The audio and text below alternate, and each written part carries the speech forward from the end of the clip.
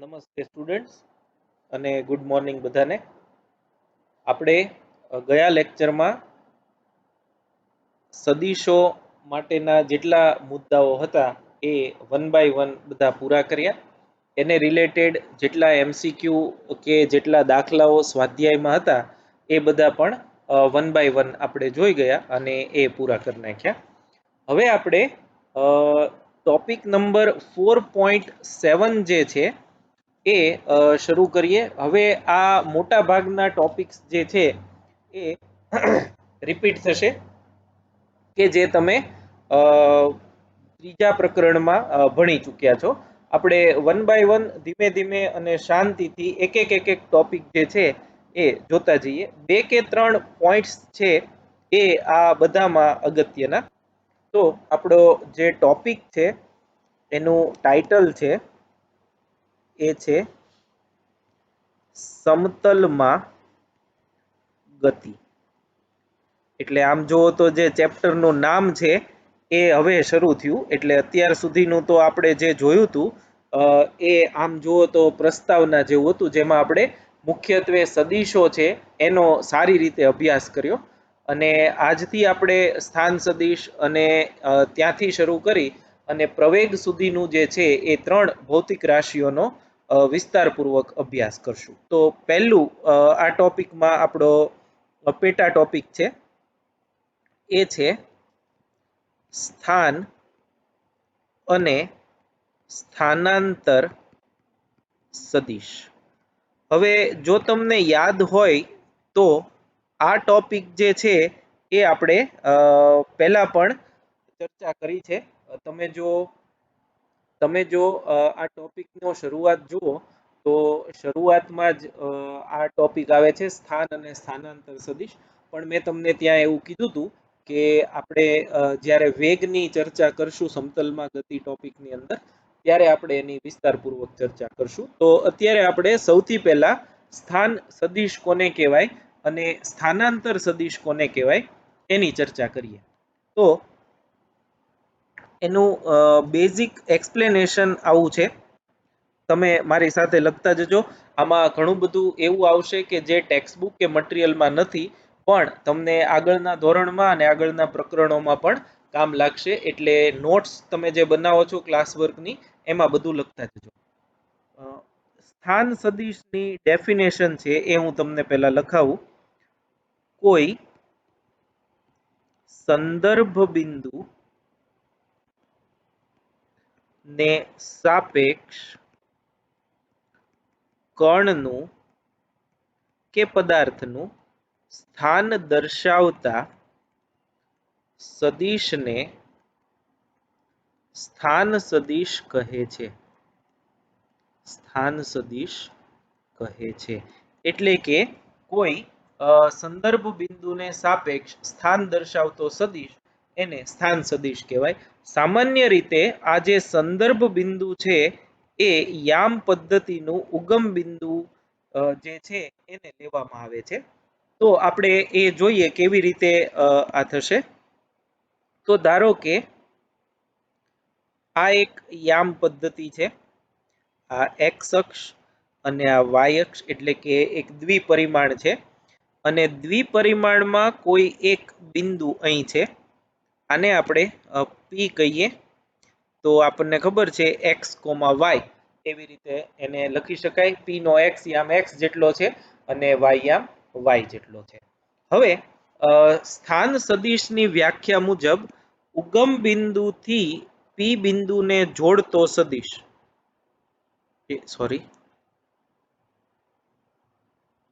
એ આમ થાય. તો આ સદિશ જે કેસરી કલરનો અહીંયા દર્શાવ્યો છે કે જે ઉગમ બિંદુથી જે તે બિંદુના સ્થાનને જોડે છે, તો આ સદિશ જે છે આને કહેવાય સ્થાન સદિશ. આ સદિશ જે છે એને આપણે કહેશું સ્થાન સદિશ અને એને સ્મોલ આર વડે દર્શાવાય. એટલે આ આર જે છે સ્મોલ આર એ સ્થાન સદિશનો સંકેત છે. એટલે તમે જોઈ શકો છો એમ આર ના જો આ થીટા હોય તો આર ના પરસ્પર લંબ દોરીએ આપણે પી બિંદુએથી, તો આટલો જે છે એ એનો એક્સ ઘટક કહેવાય, આટલો જે છે એનો વાય ઘટક કહેવાય. હવે તમે ઘટકો ભણી ગયા છો એટલે એ તમને ખબર છે. તો આ એક્સ યામ આપશે અને આ વાય યામ આપશે, કેમ કે જ્યારે આપણે સ્થાન પી નક્કી કર્યું ત્યારે એનો એક્સ યામ એક્સ અને કોમા વાય યામ એ વાય છે. તો સ્થાન સદિશને સ્થાન સદિશને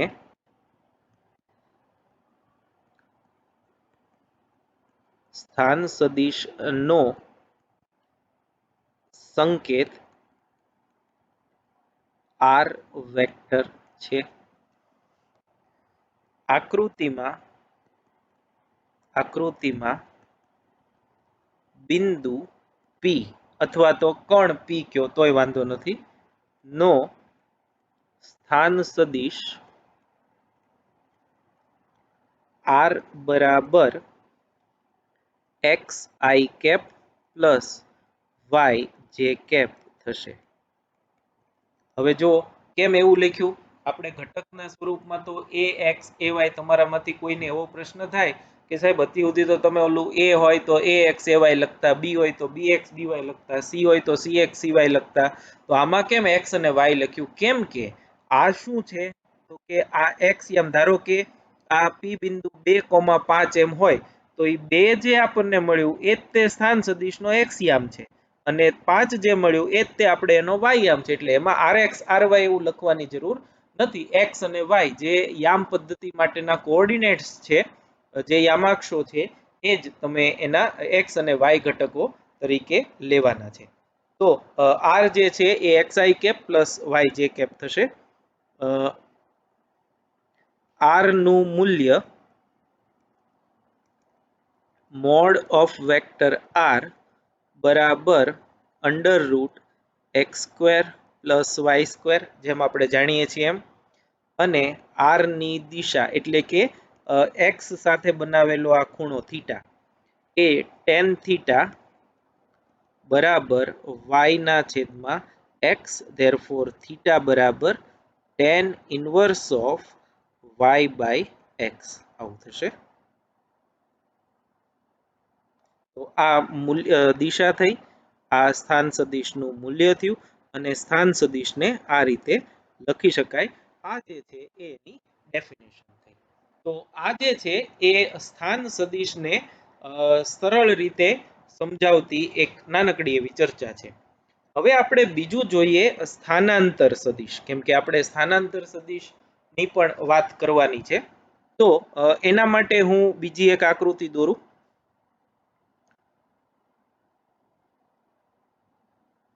આ ધારો કે દ્વિપરિમાણ છે એક્સ અને વાય, અને આ દ્વિપરિમાણમાં કોઈ એક પદાર્થ જે છે એ અહીંયા એ થી બી સુધી ના માર્ગે ગતિ કરે છે. એ થી બી સુધીનો જે છે એ એનો ગતિપથ છે. ધારો કે કોઈ એક સમયે કણ અહીં છે, આને આપણે પી કહીએ. ટી બરાબર T1 સમયે કણનું સ્થાન છે. આમ એ થી બી આમ ગતિ કરે છે, કોઈ એક T1 સમયે કણ છે એ પી પાસે છે, અને ધારો કે આ ક્યુ છે, T2 સમયે એ કણ જે છે એ ક્યુ પાસે પહોંચી ગયો છે. તો આપણે જે પ્રમાણે ભણ્યા એમ પી T1 સમયે કણનો સ્થાન સદિશ એટલે ઉગમ બિંદુથી પી ને જોડતો સદિશ, એને આપણે ધારો કે R1 કહીએ, અને Q નો સ્થાન સદિશ એ R2 કહીએ. બરાબર છે. ઉગમ બિંદુ O થી જે તે કણના સ્થાનને જોડતો સદિશ એને આપણે સ્થાન સદિશ કહીએ છીએ. તો T1 સમયનો સ્થાન સદિશ R1 છે P બિંદુનો, અને T2 સમયનો સ્થાન સદિશ R2 છે જે Q બિંદુનો છે. તો હવે આ સદિશને જો લેવામાં આવે P અને Q ને જોડતો સદિશ, તો હવે જોજો બરાબર, હું આની માહિતી છે એ અહીંયા લખું છું. આ જે સદિશ છે એ. તો જુઓ, આ સદિશ R1 ના હેડ પર આ સદિશ છે એની ટેલ, અને R1 ની ટેલ અને આ PQ સદિશના હેડને જોડતો આ સદિશ છે. તો યાદ કરો ત્રિકોણની રીત સદિશોના સરવાળા માટેની. તો એના પરથી R1 પ્લસ વેક્ટર PQ બરાબર R2 થાય. ફરીથી કહું જો, R1 ના હેડ પર PQ ની ટેલ છે અને PQ ના હેડ અને R1 ની ટેલને જોડતો સદિશ R2 છે. એટલે R2 એ R1 અને PQ નો પરિણામી સદિશ થાય. તો આને આમ લખી શકાય, ધેરફોર PQ જે છે વેક્ટર બરાબર થશે R2 માઇનસ R1. અને હવે R2 માઇનસ R1 તમને ખબર છે, R1 જે છે પ્રારંભિક સ્થાન P છે, R2 જે છે એ અંતિમ સ્થાન Q છે. તો R2 માઇનસ R1 એ અંતિમ સ્થાન અને પ્રારંભિક સ્થાનને જોડતો સદિશ છે, અને અંતિમ અને પ્રારંભિક સ્થાન વચ્ચેનું અંતર અથવા તો તફાવત એને આપણે કહીએ છીએ સ્થાનાંતર. તો આ જે PQ સદિશ આવ્યો એ PQ સદિશને આપણે કહેશું ડેલ્ટા R, અને ડેલ્ટા R એને કહેવાય સ્થાનાંતર સદિશ. સ્થાનાંતર સદિશ જે સ્થાનાંતર આપે એટલે કે અંતિમ સ્થાન સદિશ માઇનસ પ્રારંભિક સ્થાન સદિશ R2 માઇનસ R1. તો આ બે સ્થાન સદિશોનો તફાવત જે છે એ સ્થાનાંતર સદિશ આપે, અને સ્થાન સદિશ એટલે ઉગમ બિંદુથી કોઈ કણને કે પદાર્થને જોડતો સદિશ છે. તો આ સ્થાન અને સ્થાનાંતર સદિશની ચર્ચા છે. હવે આપણે ડેલ્ટા ટી બરાબર સમયનો ફેરફાર લઈએ તો એ કેટલો થશે? T2 માઇનસ T1, કેમ કે અંતિમ સમય T2 છે, પ્રારંભિક સમય T1 છે. અને delta R by delta t જો કરીએ, delta R by delta t, તો આ શું આપે આપણને ખબર છે? સ્થાનાંતર ના છેદમાં સમય, એટલે આ આપણને આપે સરેરાશ વેગ. અને આનું જો આપણે વિકલન કરીએ તો આપણને મળે તત્કાલીન વેગ. હવે તમને યાદ આવી ગયું આપણે જે ત્રીજા પ્રકરણમાં ભણ્યા હતા સરેરાશ અને તત્કાલીન, પાછા ત્યાં આવી ગયા. ખાલી નવું અત્યાર સુધી આપણે ચોથા પ્રકરણમાં સદિશો જે છે એની માહિતી લીધી. હવે તમે ફરીથી પાછું ત્રીજું પ્રકરણ યાદ કરો, જે પથ લંબાઈ, સ્થાનાંતર, વેગ, પ્રવેગ, અચળ પ્રવેગી ગતિ, સાપેક્ષ વેગ બધું ભણતા હતા. એ બધા પોઈન્ટ જે છે દ્વિપરિમાણ માટે ફરીથી હવે રિપીટ થશે, અને દ્વિપરિમાણ છે એટલે આપણે સદિશોની સાથે કામ કરવું પડે, એટલે સદિશો લઈ અને ગણતરી કરવાની છે. તો હવે નેક્સ્ટ જે ટોપિક છે એ આપણે જોશું, એ છે સરેરાશ અને તત્કાલીન વેગ, અને એ કેવી રીતે નક્કી કરવાનું. તો નેક્સ્ટ સેકન્ડ હેડિંગ આપો. સેકન્ડ હેડિંગ આવું આવશે, વેગ. પછી આપણે એમાં બે વેગ જે છે એને આવરી લેશું, સરેરાશ વેગ અને તત્કાલીન વેગ બંને. તો આપણે જે જાણીએ છીએ ત્યાંથી જ શરૂ કરીએ. હું ને તમે બધા 9મા ધોરણથી એવું ભણ્યા આવ્યા છીએ કે વેગ એટલે સ્થાનાંતર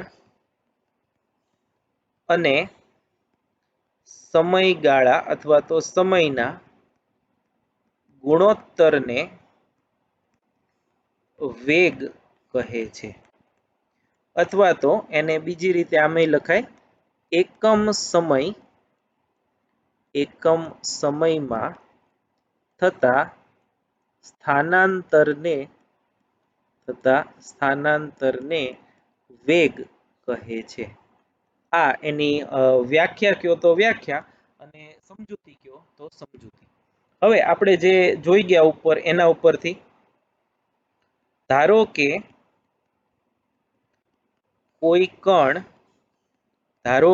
કોઈ કણ ડેલ્ટા ટી સમયમાં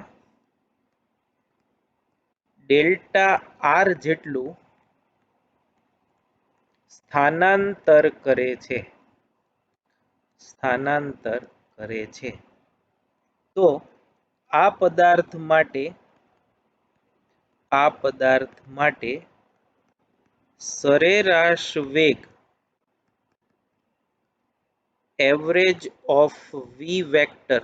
હવે હું એવરેજ માટે આ સંકેતનો ઉપયોગ કરું છું કેમ કે બાર જે છે એ વેગ સાથે મિક્સ ન થઈ જાય એટલા માટે, બરાબર ડેલ્ટા આર સ્થાનાંતર ના છેદમાં ડેલ્ટા ટી એટલે કે સમયગાળો. Delta R by delta t એ સ્થાનાંતર આપશે, બરાબર ડેલ્ટા આર આપણે જોયું એક્સ આઈ કેપ ઉપર વત્તા વાય જે કેપ છેદમાં ડેલ્ટા ટી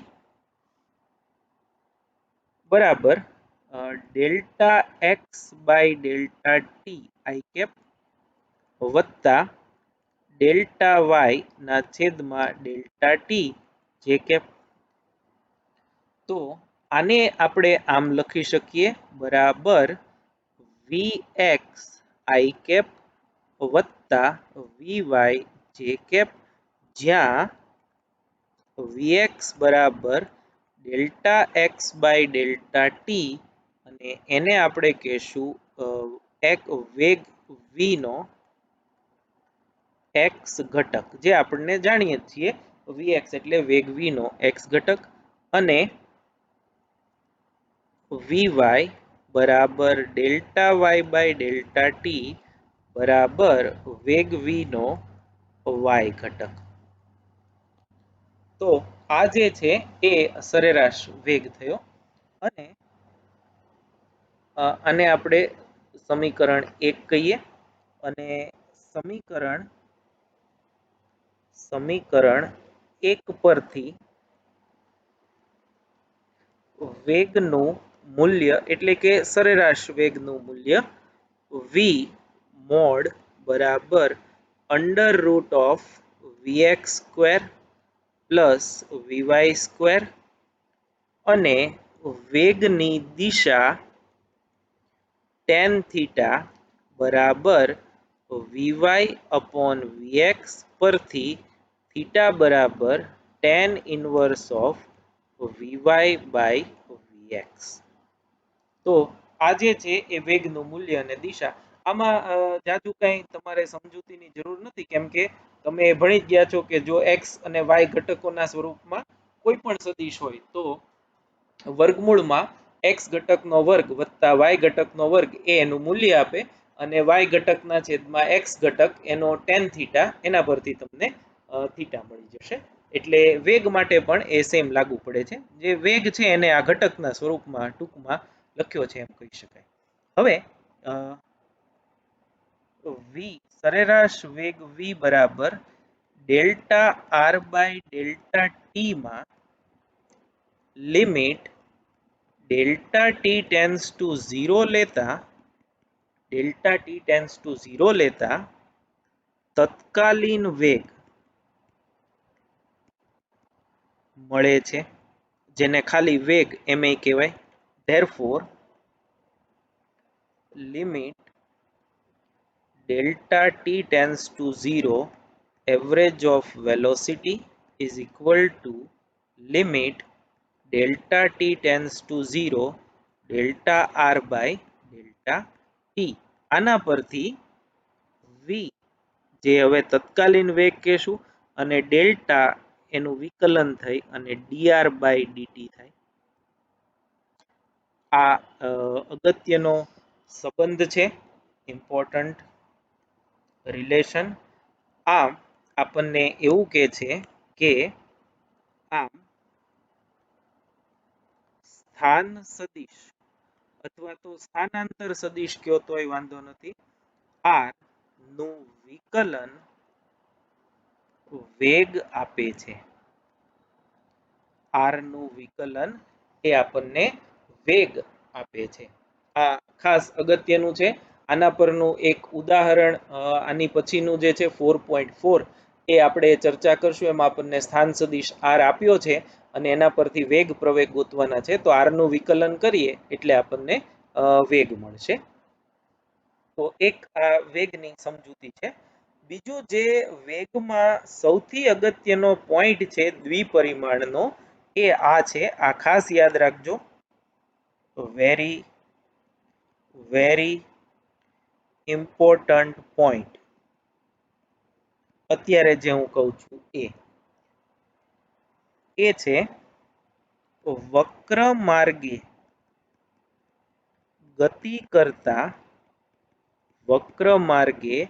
ગતિ કરતા પદાર્થનો વેગ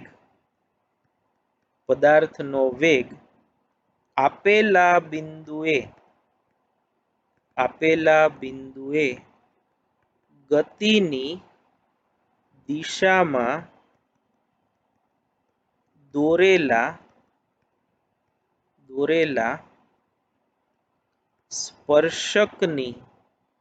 સ્પર્શકની દિશામાં હોય છે. આ પોઈન્ટ જે છે એ ખૂબ જ અગત્યનો. જો કોઈ પદાર્થ સુરેખ પથ પર થતી ગતિમાં તો કોઈ પ્રશ્ન જ નહોતો, પણ જો કોઈ પદાર્થ વક્ર, જેમ કે વર્તુળાકાર ગતિ, આપણે તો ભાવનગરમાં કેટલા બધા સર્કલ છે, કોઈ એક વાહન છે એ સર્કલની ફરતે ગોળ ગોળ ફર્યા કરે તો એનો ગતિપથ વક્રાકાર થયો, વર્તુળાકાર થયો. અથવા તો વાંકા ચૂકા માર્ગે ટર્ન લેતો ગતિ કરતો હોય તો એવા કિસ્સામાં વેગની દિશા કઈ રીતે લેવાની એ આપણે જાણવું જોઈએ, અને એ હવે કેવું જોઈએ. તો ધારો કે આ એક પ્રારંભિક બિંદુ A, ત્યાંથી શરૂ કરી અને બી બિંદુ સુધીનો માર્ગ છે. આમ વક્રાકાર માર્ગે, વાંકા ચૂકા ગમે એવા માર્ગે એ પદાર્થ ગતિ કરે છે. આપણે આ ગતિપથમાં P, Q અને R આ ત્રણ બિંદુઓ લઈએ, અને આ બિંદુઓ પાસે કણનો વેગ કઈ દિશામાં છે એ આપણે જાણવું છે. તો જુઓ, ગતિ A થી B એટલે આમ થાય છે. આ જે પોઈન્ટ ફરે છે, ખાસ જોજો, A થી B આમ ગતિ થાય છે. તો P બિંદુએ વેગની દિશા ગતિ આમ થાય છે, તો એનો સ્પર્શક જે છે એ આમ આવશે. આ P બિંદુએ વેગની દિશા VP થઈ. મૂલ્ય જેટલું હોય એટલી લંબાઈનું તીર દોરવાનું, એ તો તમને ખ્યાલ છે સદિશોમાં. પણ દિશા જે છે એ ગતિપથને દોરેલો સ્પર્શક જે તે બિંદુનો એ દોરવાનો. હવે તમે અહીંથી અહીંયા આવો Q પાસે, તો Q પાસે ગતિ આમ થાય છે, તો અહીંયા ગતિપથને દોરેલો સ્પર્શક આમ આવશે, VQ. અને R પાસે એ આમ જશે, આ VR થયું. તો આ VP, VQ, VR તમે જો બધાની દિશા જુદી જુદી છે, પણ એ નક્કી કેવી રીતે થઈ? તો કે જે તે બિંદુએ દોરેલો સ્પર્શક જે છે એ તમને વેગની દિશા આપે. એટલે ખાસ યાદ રાખજો, ફરીથી કહું છું અને વારંવાર આને વાગોળી લેજો કે વક્ર માર્ગે ગતિ કરતા પદાર્થ માટે કોઈ બિંદુ પાસે વેગની દિશા મેળવવી હોય તો તે બિંદુ પાસે ગતિપથની દિશામાં સ્પર્શક લેવો જોઈએ. ગતિપથની દિશામાં લીધેલો સ્પર્શક એ તે બિંદુ પાસે વેગની દિશા દર્શાવે છે. આનો એક બોક્સ બનાવી અને મટીરિયલમાં પણ સમજૂતી આપી છે, એ પછી તમારી અનુકૂળતાએ જોઈ જજો. તો વેગ જે છે એમાં આટલું છે. પહેલા એની ડેફિનેશન, સ્થાનાંતર અને સ્થાન અને સમયના ગુણાકાર, સ્થાનાંતર અને સમયના ગુણોત્તર એટલે ભાગાકારને વેગ કહેવાય, અથવા તો એકમ સમયમાં થતું સ્થાનાંતર એ વેગ આપે. ડેલ્ટા ટી સમયમાં ડેલ્ટા આર સ્થાનાંતર હોય તો delta R by delta t સરેરાશ વેગ, એને ઘટકોના સ્વરૂપમાં મૂલ્ય, દિશા, અને એના પરથી તત્કાલીન વેગ. અને વેગ સદિશ રાશિ છે, હવે આપણને ખબર છે, તો આપણે એની દિશા નક્કી કરવી જોઈએ. તો વક્ર માર્ગે ગતિ કરતો પદાર્થ હોય તો એના વેગની દિશા એ આ જે સર્કલમાં દેખાડ્યું છે એના પરથી તમે દિશા નક્કી કરી શકશો. તો આટલું જે છે એ વેગની સમજૂતીમાં આવે છે. હવે આપણે નેક્સ્ટ પાર્ટ જે છે એ છે પ્રવેગનો. એને આપણે જોતા જઈએ. ટેક્સ્ટબુકમાં તમે જુઓ તો ઘણું બધું આપ્યું છે વેગ માટે, પણ આપણે એ બધું કરવાની જરૂર નથી. હું તમને જેટલું આ લેક્ચરમાં કરાવું છું એટલું તમે કરો એ પૂરતું છે. તો નેક્સ્ટ જે આપણો ટોપિક છે એ છે પ્રવેગ. તો તમે થર્ડ પોઈન્ટ લખો, એ છે પ્રવેગ.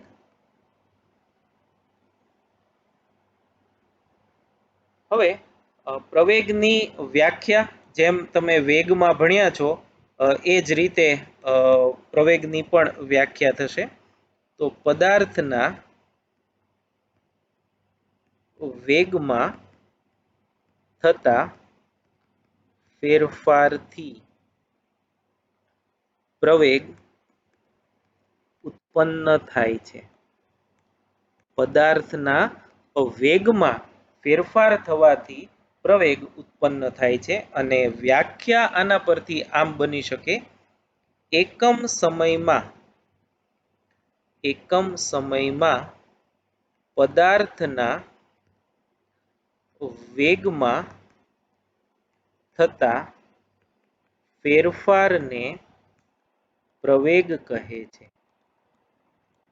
અથવા તો જેમ ઉપર લખ્યું એમ, વેગ અને સમયના ગુણોત્તરને એટલે કે ભાગાકારને ગુણોત્તરને પ્રવેગ કહે છે. પ્રવેગ કહે છે. આ પ્રવેગની વ્યાખ્યા કયો તો વ્યાખ્યા, સમજૂતી કયો તો સમજૂતી, બંને અહીંયા લખેલું છે. હવે જેમ ઉપર વેગમાં કર્યું આપણે એ જ રીતે આની સમજૂતી છે એ કરશું. ધારો કે ડેલ્ટા ટી સમયગાળામાં કણના વેગમાં થતો ફેરફાર ડેલ્ટા વી છે. તો આ સમયગાળા દરમિયાન કણનો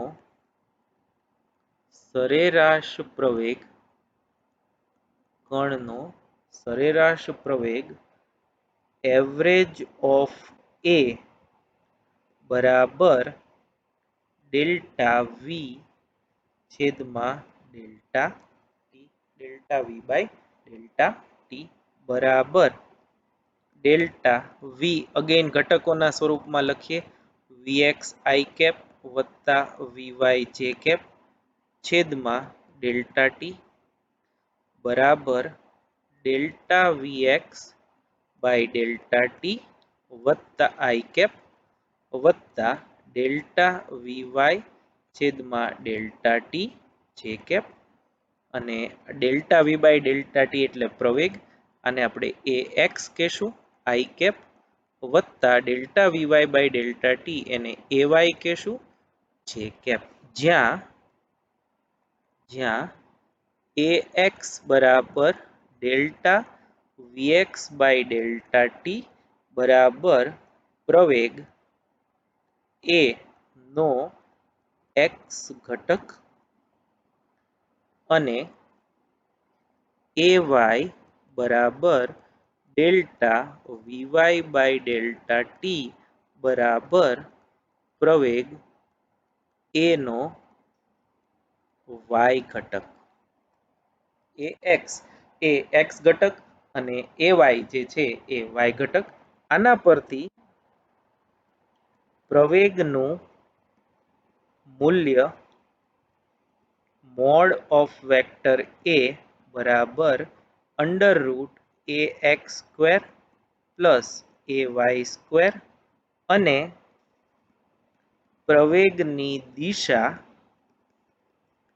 ટેન થીટા બરાબર a y upon a x, એના પરથી થીટા બરાબર ટેન ઇનવર્સ ઓફ વાય ઘટક એ વાય ના છેદમાં એક્સ ઘટક એ એક્સ. આ જે છે એ આપણને પ્રવેગના બે ઘટકો મળે.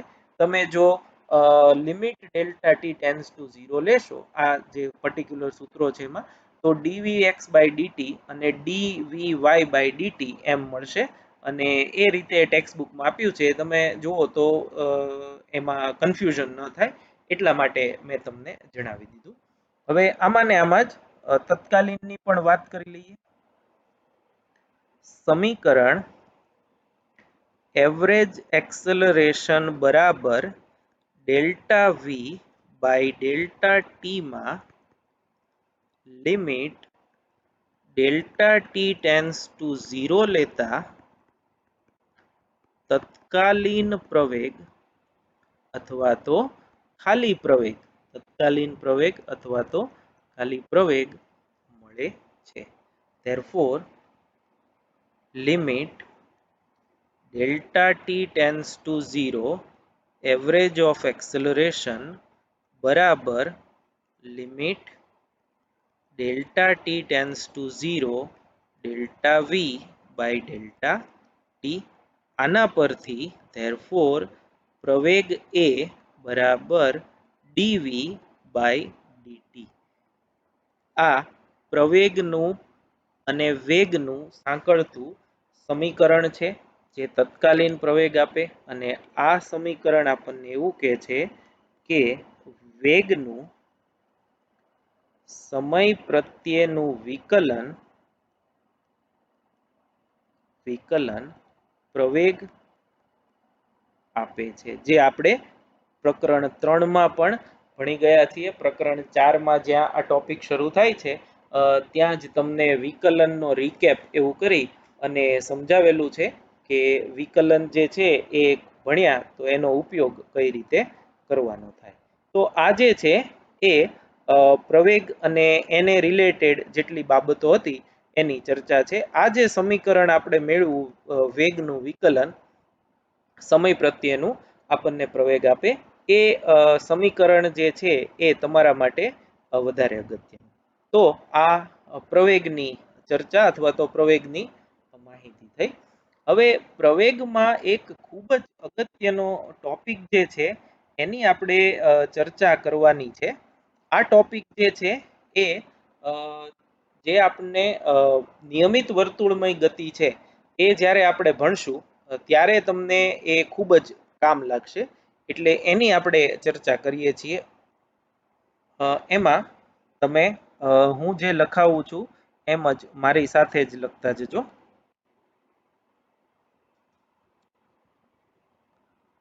વેગ એ સદિશ રાશિ હોઈને તેમાં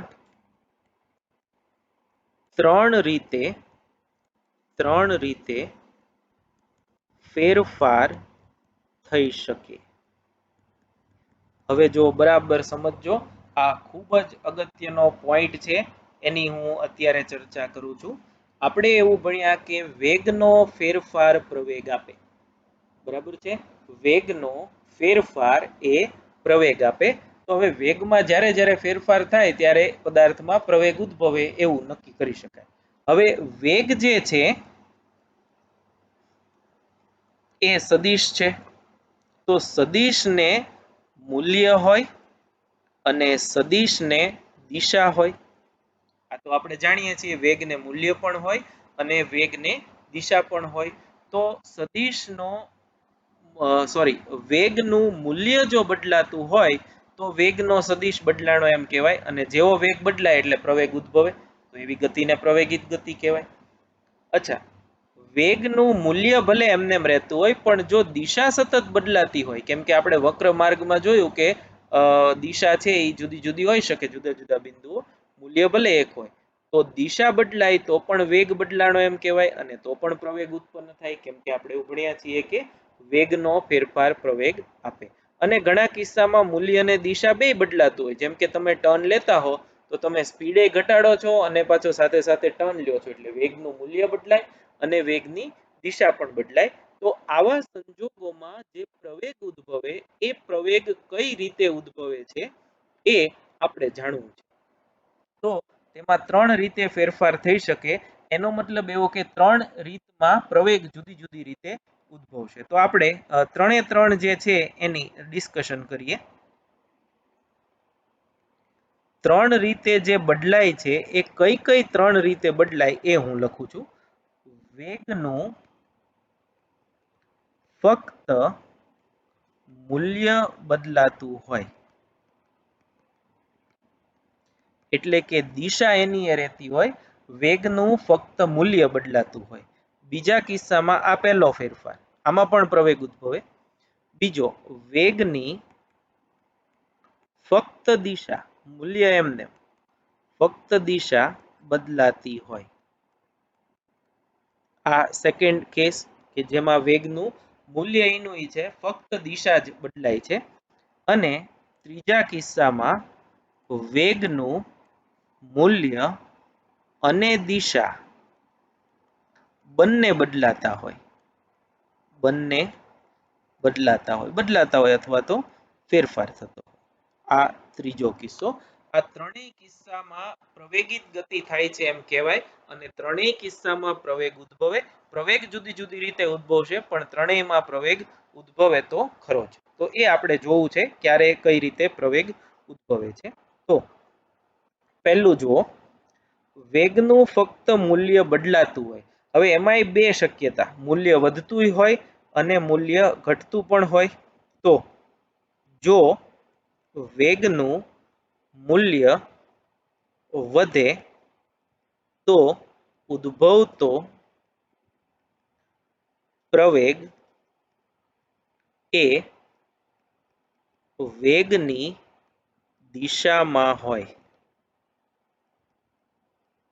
અને તમે જાણો છો આવી ગતિને આપણે પ્રવેગિત ગતિ એમ કહીએ છીએ. અને જો વેગનું મૂલ્ય ઘટતું હોય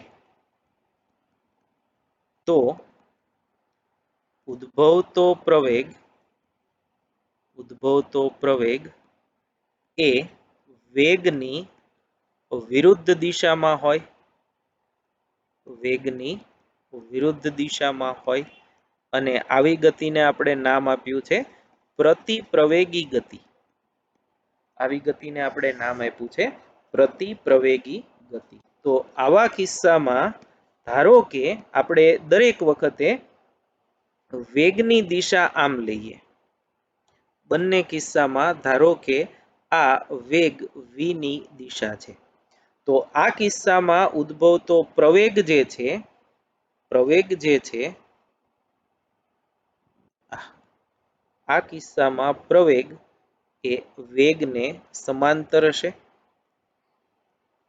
અને આ કિસ્સામાં પ્રવેગ એ વેગની વિરુદ્ધ દિશામાં હશે, જેને આપણે પ્રતિપ્રવેગ એમ કહીએ છીએ. તો આ કિસ્સામાં વેગ અને પ્રવેગ વચ્ચેનો ખૂણો 0 ડિગ્રી થાય, અને આ કિસ્સામાં વેગ અને પ્રવેગ વચ્ચેનો ખૂણો 180 ડિગ્રી થાય, અથવા તો તમે એને પાઈ પણ કહી શકો. આ પહેલો કિસ્સો. હવે બીજો કિસ્સો, જો વેગની ફક્ત દિશા બદલાતી હોય તો આ યાદ રાખજો. તો આવા કિસ્સામાં ઉદ્ભવતો પ્રવેગ હંમેશા વેગને લંબ રૂપે હોય, વેગને લંબ રૂપે હોય. આમાં ક્યાં તો વેગની દિશામાં ક્યાં તો વિરુદ્ધ દિશામાં. જો ફક્ત દિશા બદલાતી હોય, મૂલ્ય કોન્સ્ટન્ટ રહેતું હોય, તો ફરીથી કહી દઉં છું, મૂલ્ય અચળ રહેતું હોય, ફક્ત દિશા જ બદલાતી હોય, તો એવા કિસ્સામાં ઉદ્ભવતો પ્રવેગ એ હંમેશા વેગને લંબ રૂપે જ હોય છે.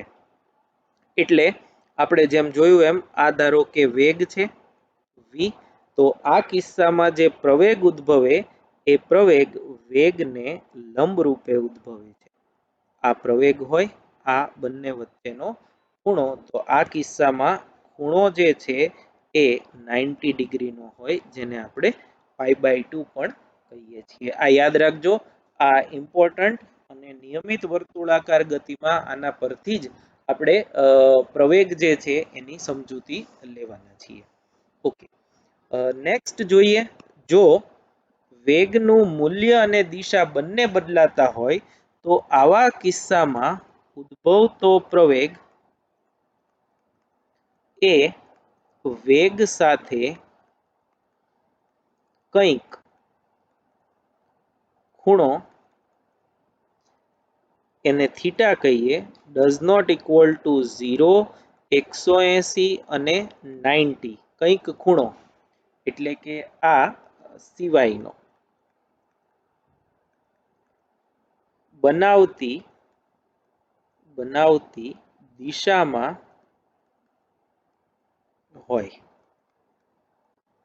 એટલે ધારો કે આ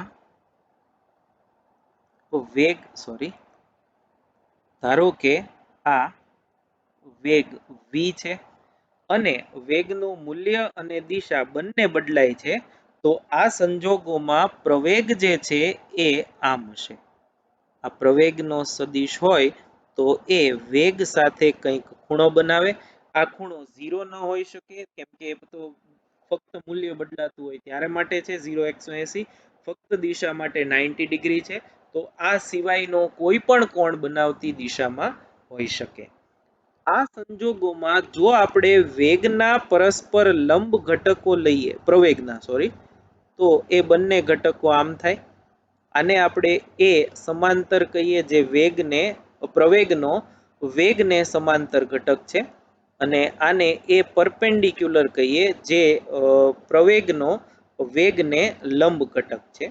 તો આ જે ઘટક ઉત્પન્ન થયો એ વેગની દિશાના ફેરફારથી ઉદ્ભવતો પ્રવેગ થયો, અને આ જે છે એ વેગના મૂલ્યમાં થતા ફેરફારથી ઉદ્ભવતો પ્રવેગ થયો. હવે આ કિસ્સામાં તો આપણે એવું જોયું કે વેગનું મૂલ્ય બદલાય છે અને વેગની દિશા પણ બદલાય છે.